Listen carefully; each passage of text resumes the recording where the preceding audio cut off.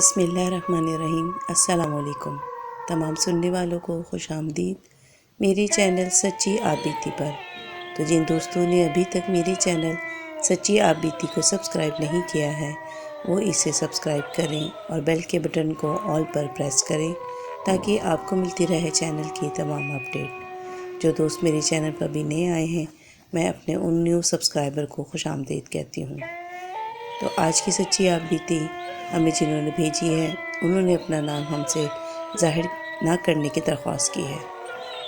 یہ قصہ جب شروع ہوا جب میرے ابو اور ان کی کزن کی شادی دادا اور دادی کی رضامندی سے فکس کر دی گئی، مگر جب میرے ابو کو پتہ چلا کہ ان کی شادی ان کی اس کزن سے ہو رہی ہے جسے وہ پسند نہیں کرتے اور جن کو وہ پسند کرتے تھے یعنی میری امی، انہوں نے دادا جان سے ان کے ساتھ لو میرج کرنے کی درخواست کی۔ تو دادا جان نے ان سے کہا کہ ٹھیک ہے، ہم سب انکوائری کرواتے ہیں، اگر وہ لوگ ہمیں پسند آئے تو آپ کی شادی وہاں کر دی جائے گی۔ اور پھر میرے دادا دادی نے میری امی اور ان کے گھر والوں کے متعلق جب انفارمیشن لی تو پتہ چلا کہ وہ لوگ بہت اچھی فیملی سے ہیں۔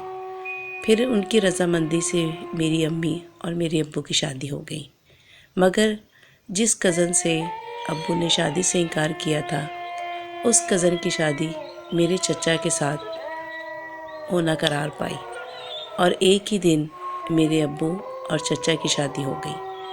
اب وہ کزن جو میرے ابو کی پہلے منگیتر تھی یا جن سے ان کی شادی ہونی تھی اب وہ میری چچی تھی۔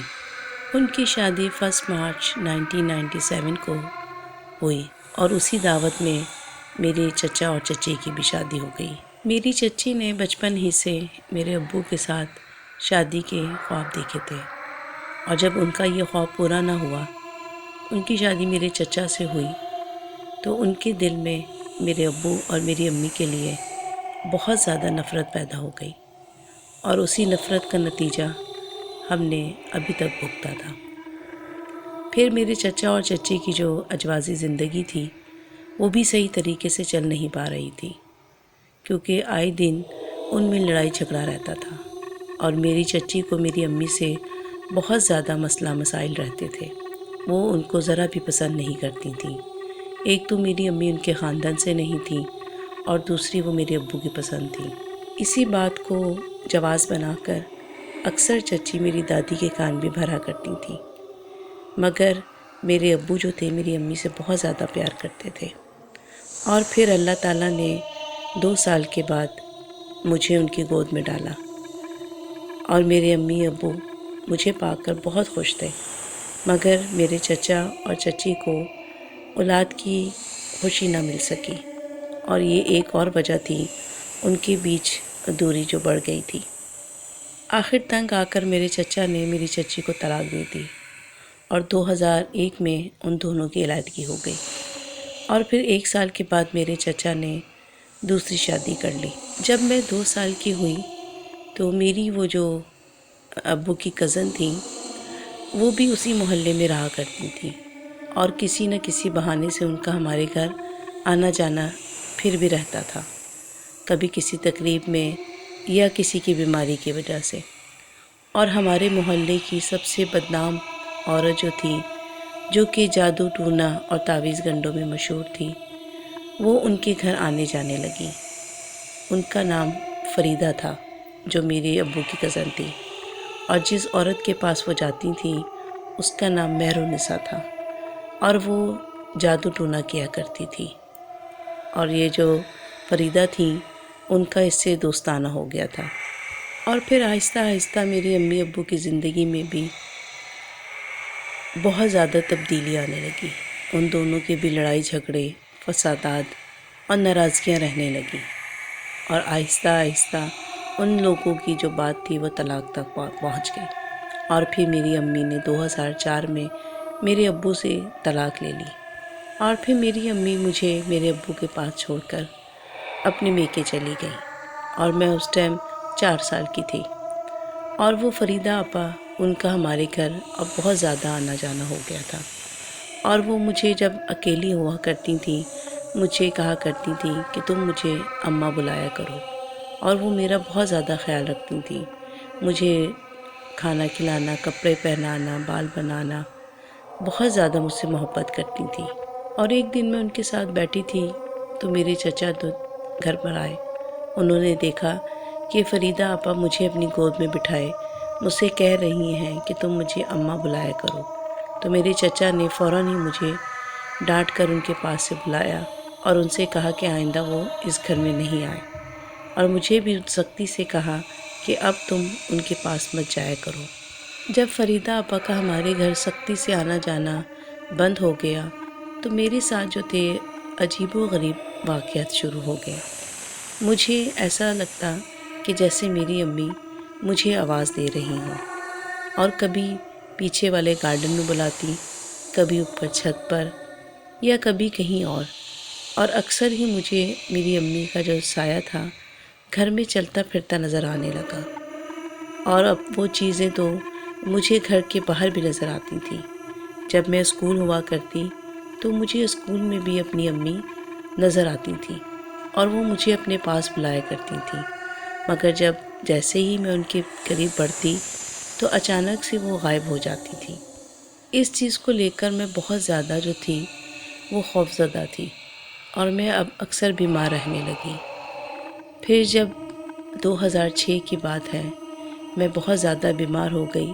میری بیماری کو لے کر میرے ابا بھی جو تھے وہ بھی بہت پریشان تھے، تو میں نے ان سے اپنی امی سے ملنے کی خواہش ظاہر کی اور ان سے کہا کہ آپ مجھے میری امی کے پاس لے جائیں۔ پھر میرے بے حد اصرار پر میرے ابا نے میری امی کو بلایا، اور پھر میری امی جب میرے پاس آئیں، میری یہ حالت دیکھ کر وہ بھی بہت پریشان ہوئی، اور پھر وہ سارا دن انہوں نے میرے ساتھ گزارا۔ پھر میں نے اپنی امی اور ابا کو دونوں کو اپنی وہ تمام باتیں جو کہ مجھے میری امی کی شکل میں وہ پرچھائی نظر آتی تھی، آوازیں آتی تھیں، اس چیز کا ذکر میں نے ان دونوں کے سامنے کیا۔ میری یہ بات سن کر میرے ابو سمجھے کہ شاید میں امی کو مس کرتی ہوں، اس وجہ سے مجھے وہ اس طرح کی نظر آتی ہیں، کبھی گھر میں کبھی اسکول میں۔ مگر امی کے جانے کے بعد یہ چیزیں اور زیادہ بڑھ گئیں۔ اب مجھے اکثر ہی اپنے کمرے میں بھی اپنی امی کی موجودگی جو تھی وہ محسوس ہوتی تھی، اور میں یہ کمپلین اپنے ابا سے بھی کیا کرتی تھی۔ ابا کو یہ میری ذہنی بیماری لگا کرتی تھی۔ انہوں نے ڈاکٹروں کو بھی دکھایا، حکیم کو بھی دکھایا، مگر میری طبیعت دن بدن جو تھی وہ گرتی جا رہی تھی۔ میں بہت زیادہ کمزور ہو گئی تھی، اور میری بیماری کو لے کر اکثر میرے امی ابو میں بھی بات ہو جایا کرتی تھی۔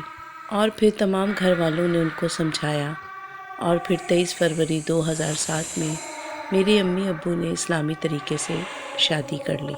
امی ابو کی دوبارہ شادی کے بعد بھی یہ سلسلہ نہ رک پایا۔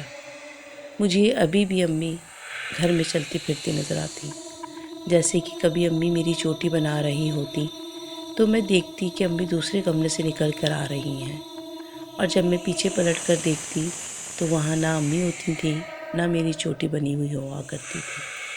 کبھی مجھے امی کچن میں کھانا ڈال کر دیتی تو جب میں باہر آتی تو میری امی ٹی وی دیکھ رہی ہوتی تھیں۔ یہ چیزیں میرے ساتھ اتنی زیادہ ہونے لگیں کہ میں ایک طرح سے اپنے آپ کو پاگل محسوس کرنے لگی اور بہت زیادہ خوفزدہ رہنے لگی۔ اب تو میں نہاتی بھی تھی تو آنکھیں بند نہیں کرتی تھی، اور اسی ڈر سے میں کتنے دن نہا نہیں پاتی تھی۔ اور میری اس بیماری کو میرے گھر والوں نے جو تھا وہ یہ سمجھتے تھے کہ شاید میں بیمار ہوں، لیکن یہ میری بیماری نہیں تھی۔ میں نے اپنی آنکھوں سے اپنی ماں کو دو جگہ دیکھتی تھی۔ اور پھر 2009 میں میرا بھائی پیدا ہوا۔ اس ٹائم میں 9 سال کی تھی۔ میں اپنے بھائی کو پا کر بہت خوش تھی۔ میرا بھائی بہت پیارا تھا۔ اور پھر آہستہ آہستہ میرا بھائی جب بڑا ہوا تو ہم نے اس کے اندر ایک غیر معمولی تبدیلی محسوس کی، کیونکہ وہ عام بچوں سے ذرا ہٹ کر تھا، کیونکہ اس کی جو ہائٹ تھی اور وہ ہیلدی جو تھا وہ عام بچوں سے ذرا زیادہ تھا۔ اور میرا بھائی مجھ سے بہت زیادہ اٹیچ تھا، اور میں اس کے ساتھ کھیلا کرتی تھی۔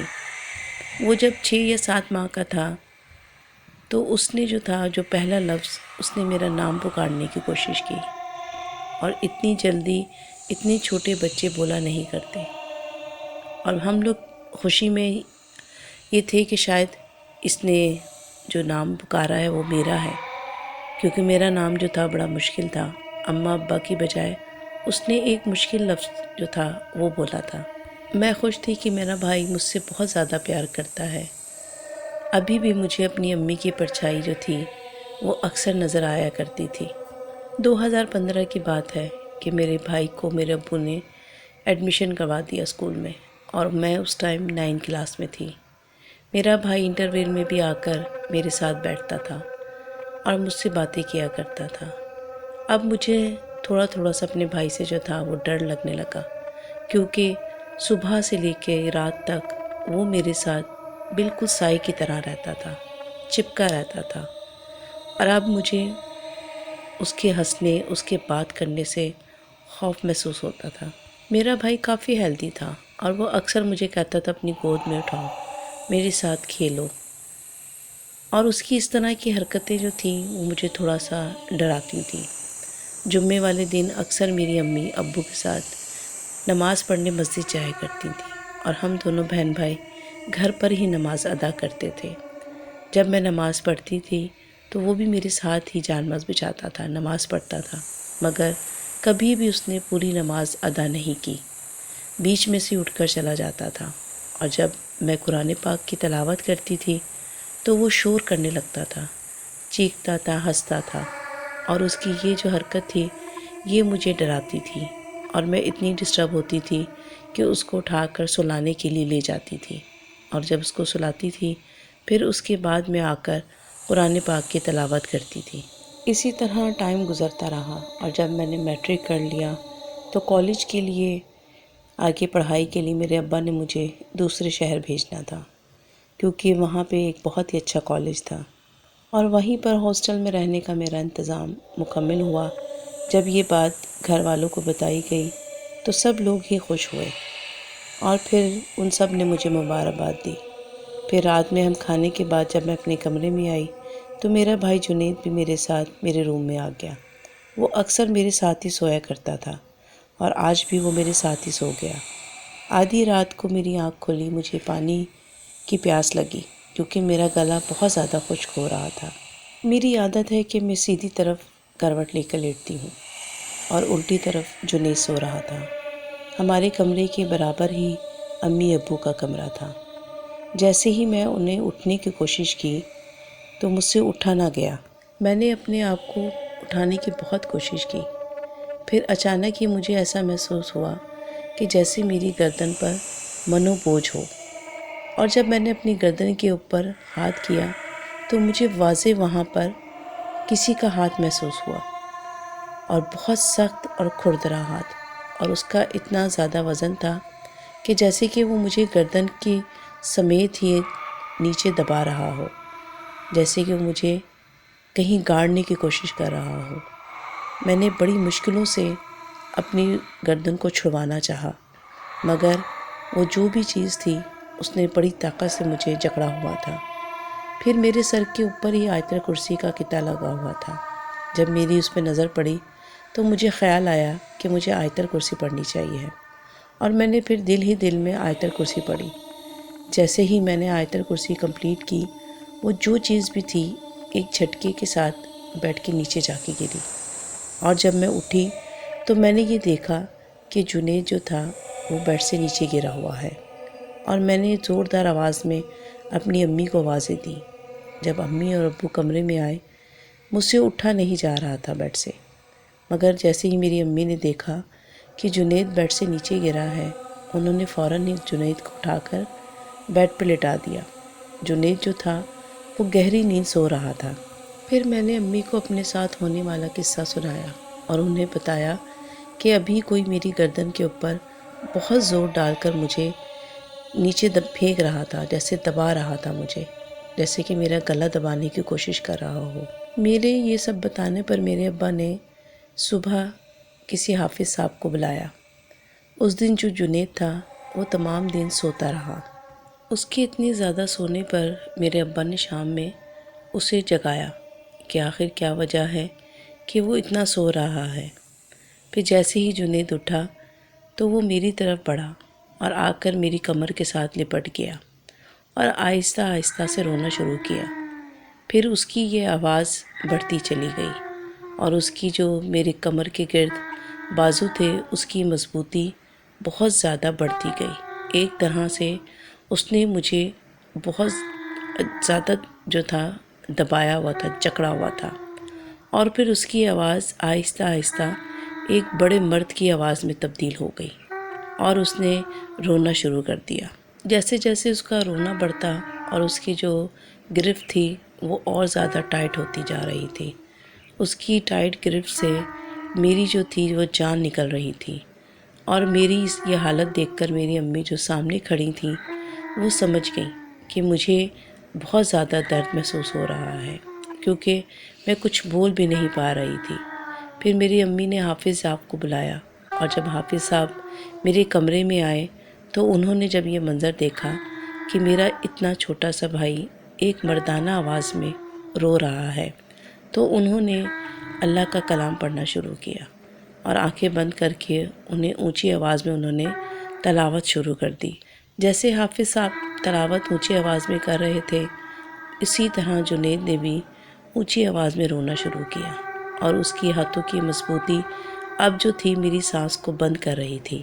پھر اچانک ہی جنید نے جو تھا رونا بند کیا، اور اس کی ہاتھوں کی جو گرفت تھی وہ بھی ڈھیلی پڑ گئی اور وہ نیچے زمین پر گر کر بے ہوش ہو گیا۔ اور پھر میں بھاگ کر اپنی امی کے گلے لگ گئی اور پھر میں نے رونا شروع کر دیا۔ پھر حافظ صاحب جنید کے آگے آئے اور انہوں نے جنید کے اوپر آب زمزم چھڑکا اور اونچی آواز میں تلاوت شروع کی اور اس کے کان میں پھونک ماری۔ پھر انہوں نے کچھ تعویذ جو تھے جنید کو پہنائے، اور 1 سے 2 تعویذ انہوں نے مجھے بھی پہنائے۔ پھر انہوں نے ہم دونوں کو بیڈ پہ بٹھایا۔ جنید جو تھا وہ بے ہوش تھا، اس کو بیڈ پہ ایسے ہی لٹا دیا، اور پھر انہوں نے وہیں ہمارے سامنے بیٹھ کر اللہ کا کلام پڑھنا شروع کیا، اور انہوں نے آنکھیں بند کر لی۔ پھر کچھ دیر خاموشی رہی۔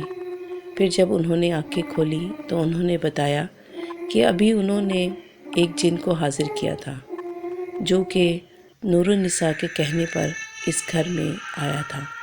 پہلے اس نے میری امی ابو کی طلاق کروائی، اور اس کے بعد جب اس کا کام ختم ہو گیا تو اس نے یہاں سے جانے سے انکار کر دیا، کیونکہ اس جن کو میں پسند آ گئی تھی، اور اس نے صاف منع کیا تھا کہ اب وہ مجھے چھوڑ کر یہاں سے نہیں جائے گا۔ اور پھر جب نور النساء نے اس کو بار بار بلایا تو وہ جن نہیں گیا، اور اس نے پھر میرے ساتھ کلوز ہونے کی کوشش کی، اور پھر مختلف شکلوں میں وہ میرے سامنے آتا۔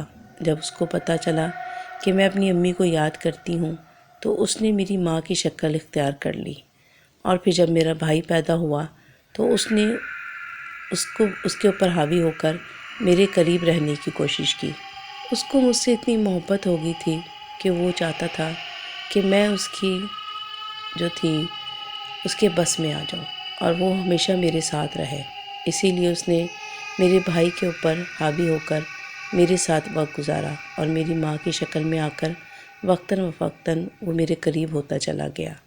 مگر جب میں نے اس گھر سے جانے کا میرے گھر والوں نے دوسرے شہر مجھے بھیجا تو یہ چیز اس سے برداشت نہیں ہوئی، اور اس نے پھر مجھے جو تھا وہ تنگ کرنا شروع کیا، مجھے مارنے کی کوشش کی، کیونکہ اس جن کو نور النساء نے بھیجا تھا میرے ماں باپ کا گھر اجاڑنے کے لیے، مگر اس جن کو میں پسند آ گئی، اور نور النساء نے اس جن کو جو بھیجا تھا وہ فریدہ آپا کے کہنے پہ بھیجا تھا، کیونکہ وہ چاہتی تھیں کہ میری امی ابو کی طلاق ہو جائے اور پھر وہ ابو سے شادی کر لیں۔ پھر حافظ صاحب نے اس جن کو جو تھا وہ قابو میں کیا اور اس کو ہماری زندگی سے نکال دیا۔ اس کے بعد اللہ کا شکر ہے کہ مجھے کبھی بھی کچھ بھی ایسا محسوس نہیں ہوا، اور میرا بھائی جو تھا بالکل نارمل ہو گیا اور ہماری زندگی میں سکون آ گیا۔ اللہ کا شکر ہے اب ہم لوگ خوش باش ہیں اور اپنے گھر میں بالکل ٹھیک ہیں۔ تو یہ تھی جی آج کی سچی آپ بیتی۔ امید کرتی ہوں آپ کو پسند آئی ہوگی۔ اس ویڈیو کو لائک اور شیئر کرنا بالکل مت بھولیے گا۔ مجھے اور اپنے پیاروں کو اپنی نیک دعاؤں میں ضرور یاد رکھیں۔